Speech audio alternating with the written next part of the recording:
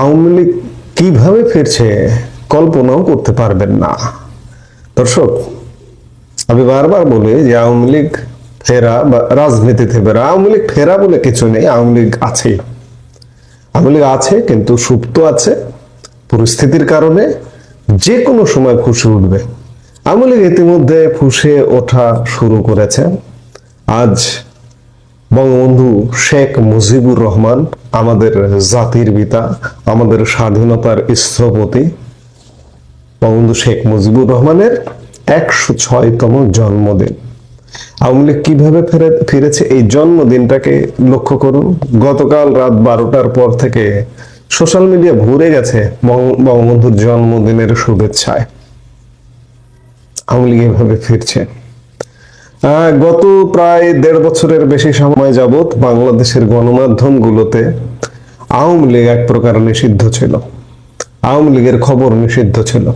আজকে গণমাধ্যমে দেখুন, আবার যতগুলো গণমাধ্যম চোখে পড়েছে, দেখলাম যে বঙ্গবন্ধুর জন্মদিন নিয়ে বেশিরভাগ বাংলাদেশের অনেকগুলো গণমাধ্যম খবর করেছে, কিন্তু কদিন আগেও কিন্তু এটা অবাস্তব ছিল। আওয়ামী লীগ কিভাবে ফিরছে আমি ধাপে ধাপে বলছি। সোশ্যাল মিডিয়াতে তো আছে, গত 1.5 বছর যাবত প্রথম দিকে একটু সমস্যা ছিল, প্রথম দিকে মানুষ সাহস পেত না, আস্তে আস্তে বেরিয়ে গেছে। আজকে দেখুন একদম মানুষকে আর দাবিয়ে রাখা যাচ্ছে না, মানুষ বের হয়ে গেছে সোশ্যাল মিডিয়ায়, গণমাধ্যমে এসছে।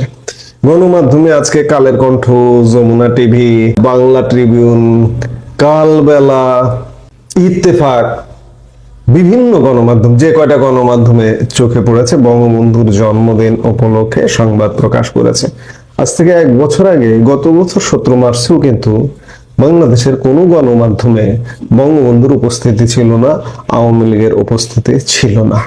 এখন আওয়ামী লীগের উপস্থিতি বাড়ছে। আরেকদিকে একটা ছোট্ট খবর দিব, ব্রাহ্মণবাড়িয়া জেলা আইনজীবী সমিতির নির্বাচনে আওয়ামী লীগের এক বিশাল জয়। এখানে সভাপতি, সাধারণ সম্পাদক সহ প্রায় 7টি পদে আওয়ামী লীগ জয় পেয়েছে। বিএনপি 7টি পদে জয় পেয়েছে, জামাত 1টি পদে জয় পেয়েছে। কিন্তু এখানে ঘটনা আছে যে আওয়ামী লীগ আসলে কোনো প্যানেলও দিতে পারেনি।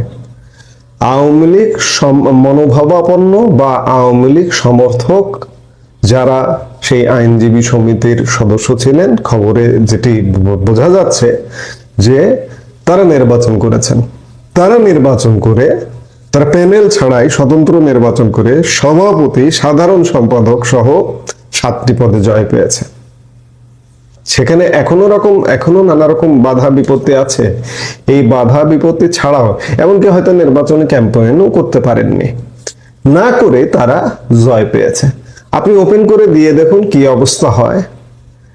এই জন্যই বলছি যে এখনো যারা ভাবছেন খোলসের ভেতরে ঢুকে থাকবেন, যারা সুবিধাবাদী তারা তো খোলসের ভিতরে ঢুকে থাকবেই, পুরোপুরি উন্মোচিত হবে, তারপরে তারা খোলস খুলে বের হবে। তাদের কথা বাদ দিন। ভবিষ্যতে সুবিধাবাদীদের কি হবে এটা বলা যায় না, তবে এটা তো বাংলাদেশ, এখানে সুবিধাবাদীরা সব সময় সুবিধা করে। এই যে বিএনপির ক্ষেত্রে দেখুন না, বিএনপি যে সরকার গঠন করেছে, ত্যাগী লোকজনের অনেক ত্যাগী লোকজনকে আপনি চেনেন। গত 16 বছর আওয়ামী লীগের শাসন আমলে বিএনপি আন্দোলন সংগ্রাম যারা মাঠে ছিল সীমিত কিছু মানুষ, সেই মানুষগুলোকে কি আপনি মন্ত্রী পরিষদে দেখছেন? মির্জা আব্বাস, গয়েশ্বরচন্দ্র রায়, আমানুল্লাহ আমান, কিংবা এই ধরনের যে মানুষগুলাকে আপনি দেখেছেন, তাদেরকে কি পেয়েছেন মন্ত্রী পরিষদে? নেই। মেজর হাফিজ স্পিকার হয়েছেন। মেজর হাফিজের তো বিএনপি ত্যাগ করার কথা ছিল গত নির্বাচনের আগে, তৃণমূল বিএনপি এটা সেটা বিভিন্ন কিছুতে যাবার কথা ছিল, তিনি স্পিকার হয়েছেন। একটা উদাহরণ দিলাম, এরকম আরো নানা রকম। এই যে শিক্ষামন্ত্রী এহসানুল হক মিলন, গত 16 বছর কোথায় ছিলেন তিনি? বিদ্যুৎ মন্ত্রী কোথায় ছিলেন? তারপর বিএনপির বাইক থেকে যে মন্ত্রীগুলা ডেকে আনা হয়েছে, ববি হাজ্জাজ কোথা থেকে এসে মন্ত্রী হয়েছে? তারেক রহমানের উপদেষ্টা একটা এই যে জাহিদুর রহমান, এদের কথা কিন্তু কেউ ভুলে যায় না ভাই।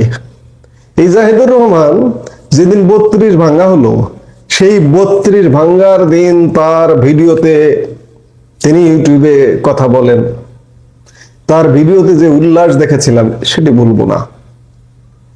অর্থাৎ 32 ভাঙ্গায় সে উল্লসিত। তার পুরস্কার হিসেবে তারেক রহমান তাকে উপদেষ্টা বানিয়েছেন, হতে পারে। আবার সোজা কথা, আপনি যে দলই করেন না কেন, আমি এখনো কোনো দলের নাম লেখাইনি, লেখায় না লেখায় আওয়ামী লীগের জন্য এত গুণগান গাই, এত কথা বলি কেন গাই? আওয়ামী লীগ আমাকে, আমার বাংলাদেশের জীবনকে অন্যরকম উচ্চতায় নিয়ে গেছে। আওয়ামী লীগ আমার জীবনকে স্বাচ্ছন্দ্য দিয়েছে।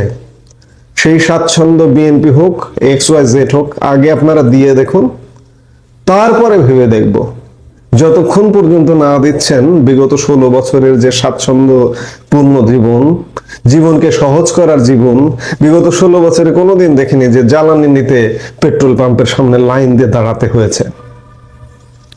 গত 1.5 বছরে ভয়াবহ আইন শৃঙ্খলা পরিস্থিতির অবনতি জীবনে কোনোদিন দেখিনি। বিগত 16 বছরে উন্নয়ন অবকাঠামোর এত নিম্নমান বিগত 16 বছরে দেখিনি আওয়ামী লীগ সরকারের সময়।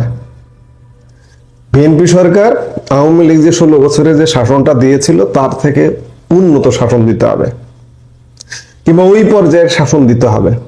আগে দিন, তারপরে আপনাদের গুণগান গাইব কিনা ভাববার বিষয়। কিন্তু তার আগে পর্যন্ত আওয়ামী লীগের 16 বছরের শাসন আমল জল জল করছে মগজে, স্মৃতিতে।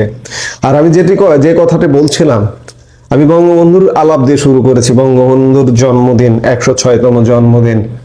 যে বাঙালি, যে বাংলাদেশের মানুষ বঙ্গবন্ধুকে মানেন না, বঙ্গবন্ধুকে স্বাধীনতার স্থপতি মানেন না, সেই বাংলাদেশের মানুষ স্বাধীনতা মানেন না।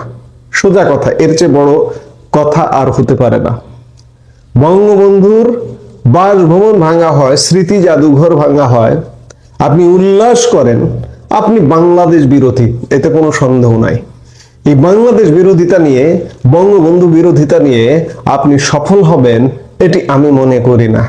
আপনি যে পুরোপুরি ব্যর্থ হবেন, তারেক রহমানের নিজের যদি সদিচ্ছা থেকেও থাকে, সদিচ্ছা আছে কিনা সেটি প্রমাণ না পাওয়া পর্যন্ত বলতে পারবো না, কিন্তু তার যে পরিষদ গঠন, এই পরিষদ গঠনে গলদ, গোড়ায় গলদ।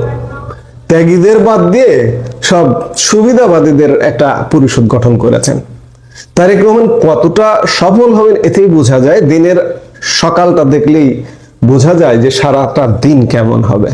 কাজেই আওয়ামী লীগ ছাড়া উপায় নেই, বঙ্গবন্ধু ছাড়া উপায় নেই, শেখ হাসিনা ছাড়া উপায় নেই। আওয়ামী লীগ প্রাসঙ্গিকভাবে আছে, আসছে, তীব্রভাবে আসছে।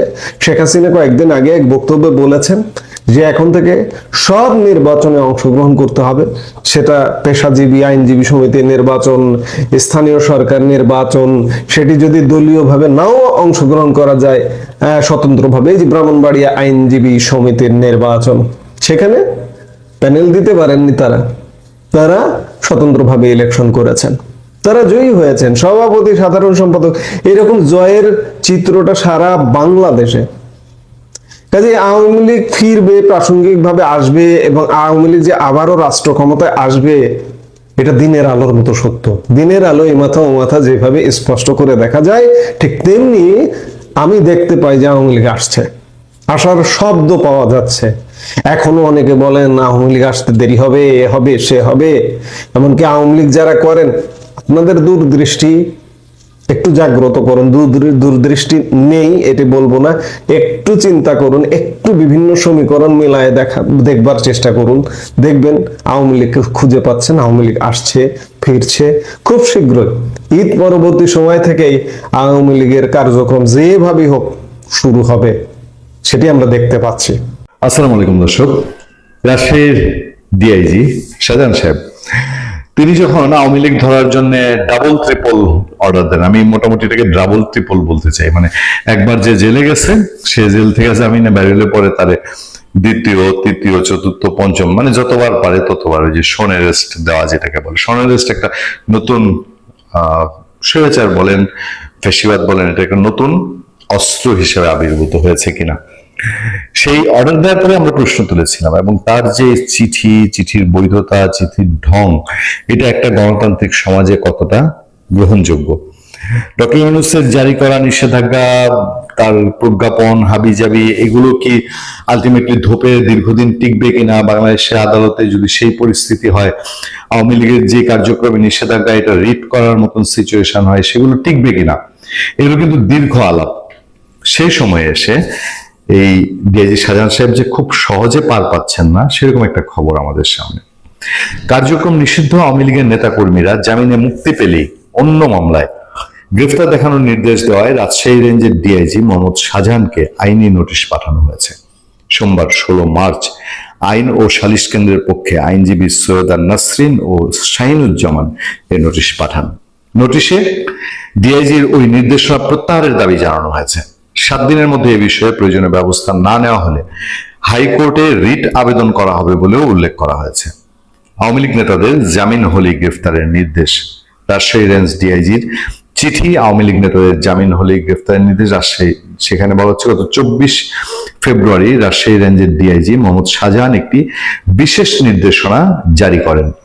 সেখানে বলা হয়, কার্যক্রম নিষিদ্ধ ও ফেসিস্ট সংগঠনের যেসব নেতাকর্মী, কার্যক্রম নিষিদ্ধ এবং ফেসিস্ট সংগঠনের যেসব নেতাকর্মী, কোন ডিআইজি বাংলাদেশের যে কোনো সংগঠনকে তিনি ফেসিস্ট সংগঠন বলতে পারেন কিনা? বাংলাদেশের আইনে, পুলিশের ধারায় কোথাও কি কোনো সংগঠনকে ফেসিস্ট হিসাবে উল্লেখ করা আছে? তাহলে একজন ডিআইজি কিভাবে নির্দেশ দেন যে একটি সংগঠন ফেসিস্ট সংগঠন? এইটাই বহু জায়গায় সমালোচনা এবং বিতর্কের তৈরি করেছিল। যাক, কার্যক্রম নিষিদ্ধ ও ফেসিস্ট সংগঠনের যেন যেসব নেতাকর্মী জামিনে মুক্তি পেয়ে দলকে শক্তিশালী করা, সংগঠিত করা বা মাঠ পর্যায়ে সক্রিয় হওয়ার সক্ষমতা রাখেন, তাদের জামিনের পর অন্য মামলায় গ্রেফতার দেখাতে হবে। আইনে যদি চ্যালেঞ্জ করা হয় যে মানে মন গড়া ভাবে একজন, আপনি কে জামিন পাবে সেটাও জানেন না, এবং জামিন পাইলে পরে আপনি কোন মামলায় দিবে, সে কোন মামলার আসামি না, তাকে অন্য মামলা, মানে হচ্ছে এই আদেশেই স্বীকার করা হচ্ছে যে বেআইনি অন্যায় ভাবে কোন একটা সাজানো মামলায় একটা মানুষকে ফাঁসায় দেওয়ার জন্য ডিআইজি সাহেব তিনি তার অধস্তনদের নির্দেশ দিচ্ছেন। সক্ষম রাখে তাদেরকে জামিনের পর অন্য মামলায় গ্রেফতার দেখাতে, সনদ দেখাতে হবে। তবে যারা এসব বৈশিষ্ট্যের অধিকারী নন তাদের ক্ষেত্রে আপাতত এমন ব্যবস্থা নেওয়ার প্রয়োজন নেই বলে নির্দেশনায় উল্লেখ করা হয়। এই নির্দেশনা রাজশাহী রেঞ্জের আওতাধীন রাজশাহী, চাঁপাইনবাবগঞ্জ, নওগাঁ, নাটোর, পাবনা, সিরাজগঞ্জ, বগুড়া ও জয়পুরহাট জেলা পুলিশ সুপারদের কাছে পাঠানো হয়েছিল। এই যে একটা নির্দেশনা, এই নির্দেশনায় কত নিষ্পাপ মানুষের জীবন তছনছ হয়ে যেতে পারে, বা কতজন অলরেডি জেলে খাটতে খাটতে এখন পর্যন্ত এই জায়গায় আছেন। আইনের শাসনকে কোন জায়গায় নিতে পারে ডিআইজি মহোদয়ের এই ধরনের একটা নির্দেশ তিনি হয়তো বুঝেন নেই। এখন আইন সালিশ কেন্দ্রের এই যে লিগেল নোটিশ, এই লিগেল নোটিশের পরে ডিআইজি সাহেবের বোধোদয় হবে কিনা, এবং বাস্তবতার নিরিখে আওয়ামী লীগের যে সিচুয়েশন দেখা যাচ্ছে, আওয়ামী লীগের যে আলাপ সালাপ হয়, আমরা তো কিছুটা দেখতে পাচ্ছি যে সিচুয়েশন ঠিক আগের মতো না, অনেকটাই ভিন্ন আঙ্গিকে, বিএনপিও ভিন্ন আঙ্গিকে ডিল করছে, ট্রিট করছে। ফলে ডিআইজি সাহেবের এই নির্দেশনার সামনে দিয়ে কতটুকু বহাল থাকে সেটাই দেখার অপেক্ষা। ভালো থাকবেন, সুস্থ থাকবেন। আপনার সাথে আমি আতিক রহমান, পূর্ণিয়া।